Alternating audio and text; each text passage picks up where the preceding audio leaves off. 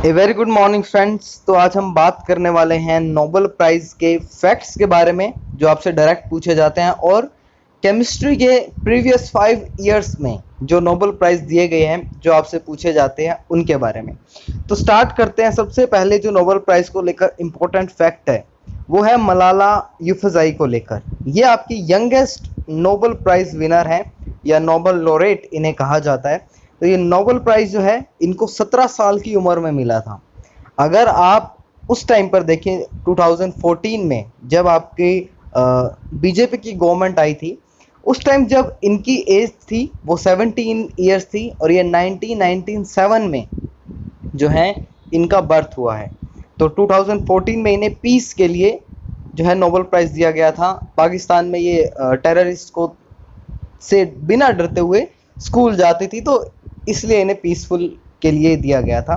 बाद में इन्होंने कुछ कश्मीर को लेकर स्टेटमेंट्स भी दिए, तो ये न्यूज़ में भी रही हैं। तो मलाला यूसुफ़ज़ई सबसे यंगेस्ट नोबेल लॉरेट विनर हैं या नोबेल लॉरेट हैं।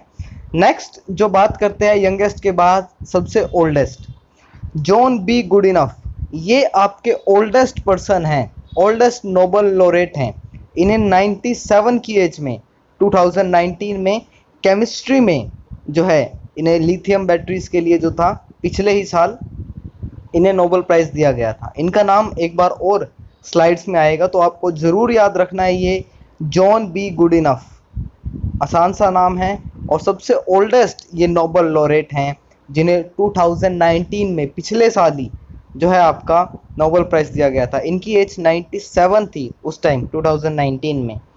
नेक्स्ट जब हम बात करते हैं नोबेल प्राइज़ के फैक्ट के बारे में, तो यहाँ पर क्वेश्चंस बनते हैं कि किन्होंने 2 बार नोबेल प्राइज़ जीता है। कई लोगों ने केमिस्ट्री फिजिक्स दोनों में लिया है, कईयों को फिजिक्स में ही 2 बार मिला है, कई लोगों को केमिस्ट्री में ही 2 बार मिला है। तो ये क्वेश्चन आपसे पूछे जाते हैं कि कौन 2 टाइम्स विनर है नोबेल प्राइज़ के। तो जॉन बार्डीन ये है नोबेल प्राइज़ विनर फिजिक्स में, 2 बार इन्होंने मिला है, 1956 और 1972। जॉन बीडन, मैंने इमेजेस इनकी साथ में लगाई हैं ताकि आपको याद रहे कि फिजिक्स में कौन है, केमिस्ट्री में कौन है, मेडिसिन में किसी को 2 बार आज तक नहीं मिला है। तो ये बात इंपॉर्टेंट है। तो नोबेल प्राइज़ देखेंगे आप फिजिक्स में 2 बार जिन्हें मिला है, जॉन बार्डीन 1956 एंड 1972। आप पिक्चर इनकी ध्यान से देख सकते हैं।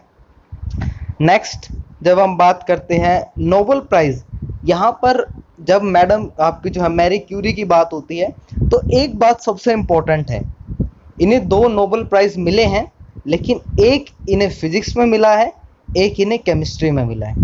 तो ये बात इम्पोर्टेंट है कि 2 नोबेल प्राइज़ तो मिले हैं लेकिन सेम सब्जेक्ट्स में मिले हैं या अलग अलग सब्जेक्ट्स में मिले हैं, अलग ब्रांचेस में मिले हैं।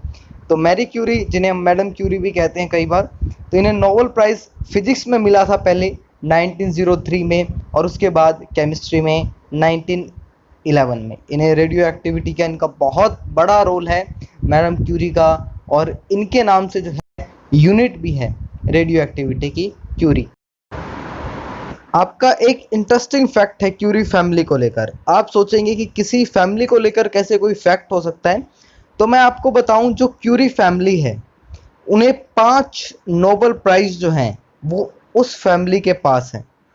जैसा कि आपको पता बताया मैंने कि 2 मैरी क्यूरी के पास हैं, उनके हस्बैंड के पास है, उनके हस्बैंड का नाम देख रहे हैं आप पैरी क्यूरी है, बॉर्न 1। उनकी डॉटर के पास है, इरेने जॉलियट के पास है, और उनकी दूसरी डॉटर जो हैं उन्हें भी नोबेल प्राइज़ मिला है पीस में 1965 में। तो 5 नोबेल प्राइज़ जो हैं वो मैरी क्यूरी की फैमिली को हैं। 2 उनके पास हैं, एक उनके हस्बैंड के पास है, तीसरा आप देखेंगे पैरे क्यूरी के पास है, उनकी डॉटर के पास है, इरेने जॉलियट के पास है, इरेने जॉलियट क्यूरी के पास है। केमिस्ट्री में उन्होंने जीता था 1935 में विद हर हस्बैंड, उनकी बेटी के हस्बैंड। तो ये बात इम्पोर्टेंट है।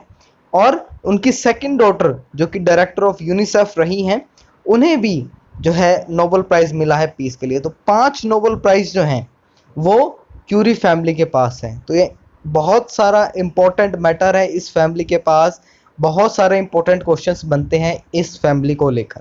तो आई होप यू अंडरस्टैंड वेल। तो ये क्वेश्चन आपसे पूछ लिया जाता है। नेक्स्ट बात करते हैं हम नोबेल प्राइज़ में। अब तक जो मैरी क्यूरी वुमन थी, अब तक जो बात करें वुमेन्स को, तो उनका जो पार्टीशन है नोबेल प्राइज़ में वो बहुत कम है। 54 वुमेन्स अभी तक अवॉर्ड की गई हैं नोबेल प्राइज़, यानी 54 वुमेन्स को नोबेल प्राइज़ मिला है, चाहे वो आपका साइंस की फील्ड में हो, या फिजिक्स आपका मेडिसिन की फील्ड में हो, या फिर पीस की फील्ड में हो। ऑलमोस्ट ज़्यादातर पीस की फील्ड में है। तो ये बात इम्पोर्टेंट है कि वुमेन एम्पावरमेंट को भी दिखाता है कि 54 टाइम्स ही नोबेल प्राइज़ किसी वुमेन को मिला है। नेक्स्ट इम्पोर्टेंट, फ्रेडरिक सेंगर, इनका नाम आप देखते हैं तो आपको बहुत सारे जो जेनेटिक्स के एक्सपेरिमेंट है वहाँ पर इनका नाम मिलता है। तो यह एक इम्पॉर्टेंट नेम है आपका जेनरिक में भी, आपका जेनेटिक्स में भी। तो फ्रेडरिक सेंगर, इन्हें अवार्ड मिला है 2 बार केमिस्ट्री में, एक ही सब्जेक्ट में मिला है केमिस्ट्री में। इनका बहुत बड़ा रोल रहा है जेनेटिक्स की स्टडीज़ में भी, डीएनए को लेकर, डीएनए से रिलेटेड फंक्शंस को लेकर डीएनए के। तो फ्रेडरिक सेंगर, इस नाम को आप जानते होंगे, ये इनकी पिक्स है, मुस्कुराता हुआ चेहरा है। नेक्स्ट जो इम्पोर्टेंट है हमारे लिए, इंडियन नोबेल लॉरेट। देखा जाए तो 12 लोगों को, जो 12 इंडियन हैं, उन्हें नोबेल प्राइज़ मिला है, लेकिन इन्हें हम एक्यूरेटली नहीं बता सकते हैं। उसके पीछे 2 रीज़न हैं।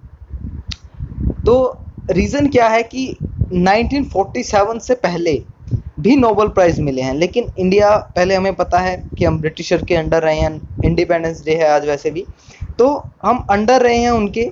तो इस तरह से ये डिवाइड किए गए हैं कि जो नोबेल प्राइज़ जिन्हें मिला वो इंडिपेंडेंस से पहले मिला।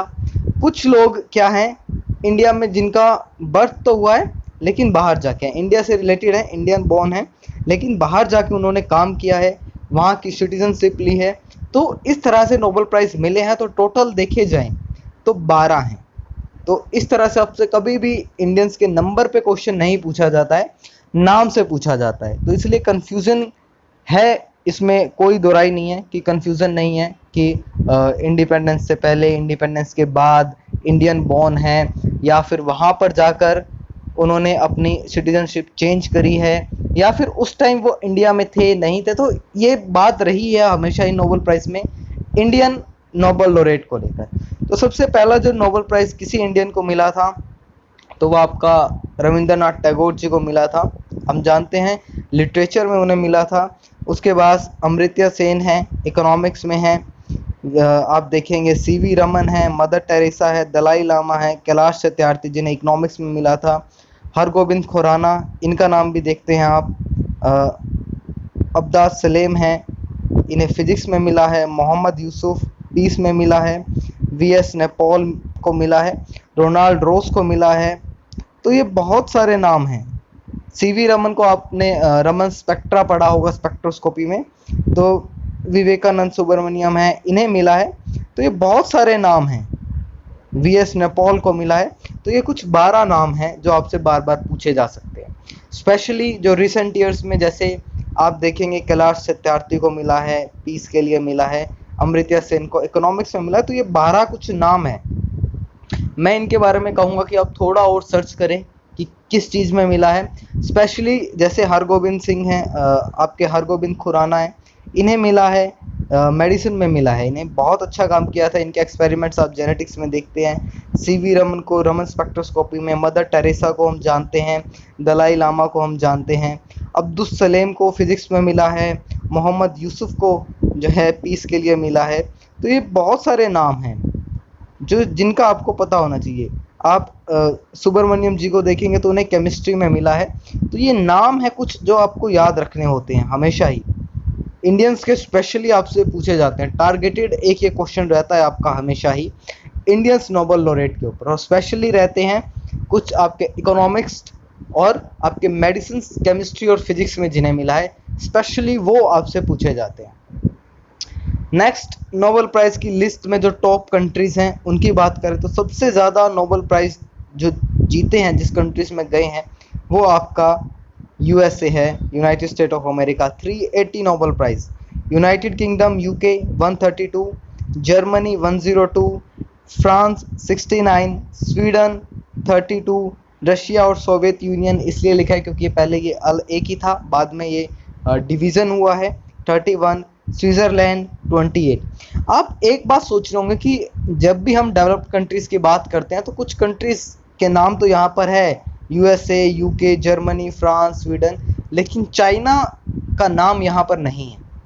चाइना को अब तक 8 नोबेल प्राइज़ मिले हैं, पाकिस्तान को 2 मिले हैं, इंडियंस को मैं बता चुका हूँ कि 12 नोबेल प्राइज़ मिले हैं। तो एक प्राउड मूवमेंट है हमारे लिए कि हमें 12 नोबेल प्राइज़ मिले हैं, चाइना को 8। पीछे है चाइना, जैसा कि हम जानते हैं कॉपी होता है वैसा भी कुछ रहता है। तो पाकिस्तान के 2 लोग हैं, चाइना के 8 हैं, इंडिया के 12 हैं। तो ये एक इम्पॉर्टेंट बताता है कि कौन सी कंट्री की ग्रोथ, किस में साइंटिफिक लेवल पे काम ज़्यादा होता है, कौन से देश पीसफुल कंडीशंस में रहना पसंद करते हैं, पीस बनाए रखना चाहते हैं। तो ये एक इम्पॉर्टेंट डेटा है।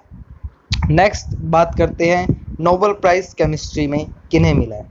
2019 में मैंने बताया था आपको, जॉन बी गुडइनफ, सबसे ओल्ड एज के पर्सन, इन्हें मिला था 97 की एज में, for the development of lithium ion batteries, जो आपकी यूज़ होती हैं। बहुत जगह आपको ये बैटरीज का नाम लिखा हुआ मिलता है, lithium ion battery. M Stanley विटिंगटन और अकीरा योशिनो। तो ये नोबेल प्राइज़ हैं, वो शेयर होते हैं। कई बार क्या होता है कि एक ही किसी ने डिस्कवर किया है तो ठीक है, वरना ये शेयर होते हैं, प्राइज़ मनी शेयर होती है। तो इसका आपको हमेशा ध्यान रखना होता है। तो John B Goodenough, M Stanley Whittingham और अकीरा योशिनो, इनको लिथियम आयन बैटरीज के लिए पिछले ही साल जो है वो मिला, और सबसे इम्पोर्टेंट नाम इनमें से है John B Goodenough, oldest 97 age में। नेक्स्ट बात करते हैं 2018 में। अब यहाँ पर बात केमिस्ट्री की हो रही है, लेकिन आपको रिलेटेड चीज़ें मिलेंगी बायोकेमिस्ट्री से, डीएनए से, क्योंकि वहाँ पर भी केमिस्ट्री इन्वॉल्व है, या मैं कहूँ बायोकेमिस्ट्री इन्वॉल्व है। तो इसलिए आपको ये माइंड में मत नहीं रखना है कि आपको कभी जो है आपने नहीं पढ़ा है केमिस्ट्री से रिलेटेड, कि ये तो फिजियोलॉजी से रिलेटेड चीज़ है, मेडिसिन से रिलेटेड चीज़ है, कि इसको केमिस्ट्री में मिल नहीं सकता है। जैसे आप एक चूज़ करते हैं, गैस करते हैं, तो वहाँ पर ये बात आपके माइंड में नहीं रहनी चाहिए। इसलिए आपको नोट्स बनाने ले चाहिए, ज़्यादा बेटर रहेगा। तो 2018 में 2 नोबेल प्राइज़ मिले थे, 2 सब्जेक्ट्स में मिले थे केमिस्ट्री के। First is the directed evolution of enzyme, Francis H Arnold. इसको रिलेटेड क्वेश्चन जो है आपसे पूछा जा चुका है एग्जाम्स में 2018 का। 2018 में ही phage display of peptides and antibodies, ये आप सोचेंगे कि इम्यूनोलॉजी से रिलेटेड है, लेकिन वहाँ पर भी आपकी केमिस्ट्री इन्वॉल्व होती है। एंटीजन एंटीबॉडी के बीच में नॉन कोवलेंट बॉन्ड बनते हैं, तो ये इम्पोर्टेंट है। तो आप देखेंगे जॉर्ज पी विंटर और George P Smith, P Smith या पी विंटर, आप दोनों याद रख लें, सेम है, क्योंकि आपको सिर्फ स्मिथ और विंटर भी याद रखेंगे तब भी आपको चल जाएगा। हमेशा मैं कहता हूँ जब भी साइंटिस्ट का नाम आपको कहीं याद रखना हो, पूछना हो, तो उनका जो सरनेम है पीछे का उसको याद रखिए, क्योंकि वहीं पूछा जाता है, वहीं आपको ऑप्शन में आप वहीं से पहचान करते हैं। ये बात हमेशा ही एग्जाम्स में आप नोटिस करेंगे कि आपको जो सरनेम है पीछे का वहीं दिया जाता है। तो फ्रांसिस एच आर्नोल्ड को मिला था इवोल्यूशन ऑफ एंजाइम्स में 2018 में, पी विंटर, पी स्मिथ को display of peptides and antibodies में, फेज डिस्प्ले ऑफ। नेक्स्ट 2017 में आपका जो है माइक्रोस्कोपी, जो आप इलेक्ट्रॉन माइक्रोस्कोपी के बारे में हम बात करते हैं कि बहुत हायर इसका रिजोल्यूशन है। मैंने भी इस पर वीडियोस डाली हुई है, कितना रिजोल्यूशन है, कंपाउंड माइक्रोस्कोप से कितना बेटर है, क्या वेवलेंथ यूज़ करती है। तो इसमें एक नई टेक्निक थी, क्रायो इलेक्ट्रॉन माइक्रोस्कोपी। इसका इन्होंने जो था रोल था इसमें बहुत ज़्यादा, कि हाई रिजोल्यूशन स्ट्रक्चर हमें बायोमोलिक्यूल्स की मिलती है, हम स्टडीज़ करते हैं। कई बार आप फेसबुक पे देखते हैं कि किसी एंट की स्ट्रक्चर को बताया जाता है कि इलेक्ट्रॉन माइक्रोस्कोप में ऐसे दिखता है। तो उसी तरह से हम बायोमोलिक्यूल्स की जब हम स्ट्रक्चर को स्टडी करते हैं तो उस टाइम पर हमें बहुत ज़्यादा रिजोल्यूशन चाहिए।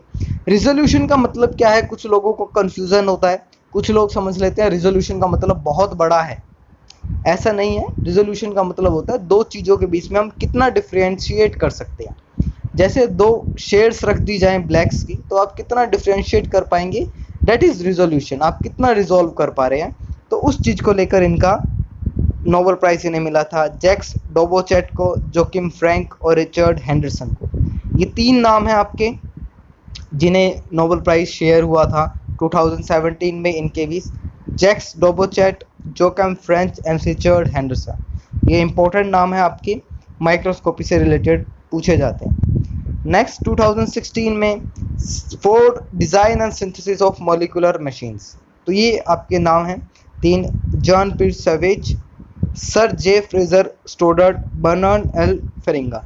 इसको ज़्यादातर पूछा नहीं गया है, ये बात आपको मैं बता दूं। इस जो आपका मॉलिक्यूलर मशीन्स का क्वेश्चन नोबेल प्राइज़ पे रहा है, इसको बहुत कम एग्जाम्स में या कोई रेयरली कोई एग्ज़ाम है जिसमें इसको पूछा गया है। तो Jean Pierre Sauvage, Fraser Stoddart, Bernard L Feringa, तो ये आपको याद रखना चाहिए, पूछा जा सकता है। नेक्स्ट जो 2015 में था, mechanism studies of DNA repair, ये बहुत इंपॉर्टेंट स्टडी थी आपकी कैंसर को लेकर। आपकी बहुत इंपॉर्टेंट स्टडीज थी जब रेडियो एक्टिविटी से आपका डीएनए डैमेज होता है। तो ये एक इम्पॉर्टेंट स्टडी इसलिए भी थी कि डीएनए को रिपेयर करने के लिए क्या प्रोसेस चल रहा है, उसका मैकेनिज्म क्या है, और क्या हम उसके लिए कोई आर्टिफिशियल मैकेनिज्म डेवलप कर सकते हैं। तो ये इंपॉर्टेंट स्टडीज थी, तो इन्हें डायरेक्टली पूछा जाता है 2015 में। थॉमस लिंडहल, पॉल मॉडरिच और अजीज सेनकर, ये आपके 3 नाम थे जो आपसे पूछे गए हैं एग्जाम्स में। थॉमस लिंडहल, पॉल मॉडरिच और अजीज सेनकर।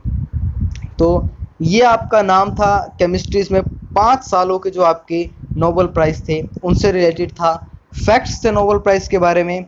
सो I hope you like the video. For your support you can press the subscribe button.